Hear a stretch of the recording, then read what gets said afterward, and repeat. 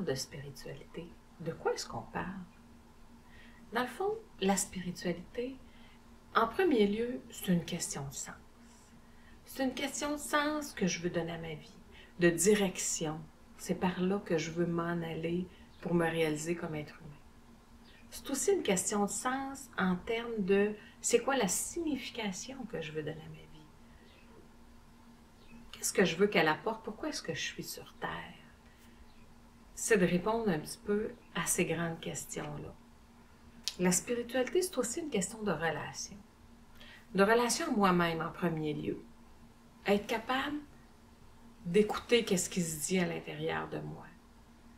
Être capable de m'entendre, de m'accueillir, puis de m'aimer là-dedans. C'est une question de relation avec les autres. Être capable de les accueillir aussi, dans ce qu'ils sont, leurs différences, sans jugement. C'est aussi une question de relation avec plus grand que moi, de la transcendance. Quelque chose dont je fais partie, mais qui me dépasse amplement. C'est aussi la spiritualité une question de valeurs. Donc, les valeurs que j'ai qui s'expriment par des engagements, par des actions claires. Puis des fois, on va dire je suis pas bien, je suis pas cohérente à l'intérieur parce que ce que je fais, ma façon d'agir, va pas avec ce que je crois. Puis ça, c'est vraiment une question de spiritualité. C'est comment est-ce que j'arrive à mettre en forme ce que je crois, ce à quoi j'adhère et ce que j'arrive à vivre, comment j'arrive à le manifester dans le monde. Puis c'est ça la quête spirituelle, c'est d'arriver à mettre ça ensemble, puis à vivre ça de façon très harmonieuse. C'est un défi de tous les jours jusqu'à la fin de notre vie. La spiritualité, dans le fond, ça nous permet à tout et à chacun de nous rapprocher de notre être, d'être au plus près de ce que je suis, de ce que je veux vivre, puis de comment je veux agir dans le monde dans lequel je vis. C'est pas tout le monde qui a conscience de cette dimension-là dans leur vie. On est plusieurs à être nés dedans.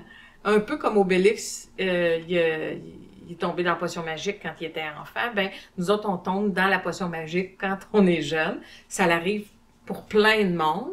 Il y en a certains qui vont découvrir la spiritualité en cours de route, qui vont avoir eu plusieurs difficultés, des fois par le truchement d'une problématique de santé mentale. Parfois, c'est dans une étape de vie.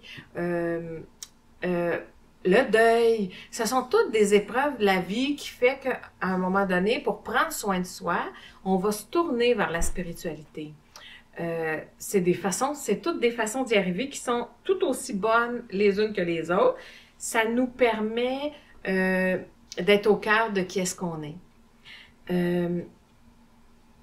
La spiritualité, dans le fond, c'est une dimension qui fait partie intégrante de la vie, de la vie de tout être humain.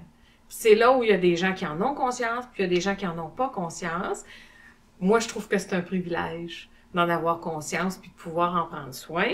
Ça me permet de prendre soin de moi, ça me permet d'être en contact, d'être en pleine cohérence avec qui est-ce que je suis. Ça me permet de découvrir de plus en plus qu'est-ce que c'est les modes de protection que moi j'ai mis autour de mon être qui m'empêchent de sentir aujourd'hui la perle de qui est-ce que moi je suis, puis de faire briser, de fissurer progressivement ces modes de protection-là pour arriver à être en contact avec mon être, puis à me découvrir, à prendre soin de moi, à m'aimer, puis par le fait même, à rayonner dans le monde, puis à pouvoir accueillir les autres, puis plus grand que moi.